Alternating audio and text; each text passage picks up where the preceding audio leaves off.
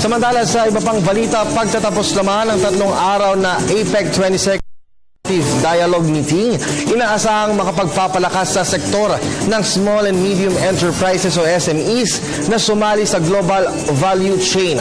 Nag-uulat naman si Jade Miguel mula sa lungsod ng Makati, live.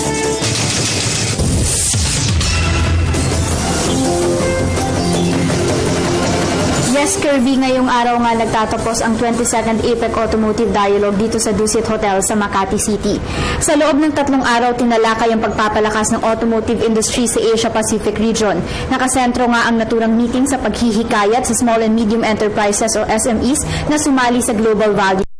Sinasabi na ang pagsali na ito sa value chain na magbibigay ng network sa ating SMEs na siya namang magbubukas sa kanila sa samot-saring mga oportunidad sa automotive industry. Ang naturang industriya ay isa sa mga malalaking contributor sa ating ekonomiya. Sa kanilang tala, patuloy ang paglago ng automotive industry sa intra-regional kung saan 5.28% ang naging growth rate ng motor vehicle parts noong 2013. Samantalang hindi naman ito nagkakalayo sa growth rate ng ibang rehiyon sa mundo kung saan tinatayang 6.3% ang naging growth rate ng motor vehicle parts. Sa pagtatapos nitong meeting, inaasahan na mas mabibigyang pansin ang mga SME sa paglahok sa pandaigdigang network industry.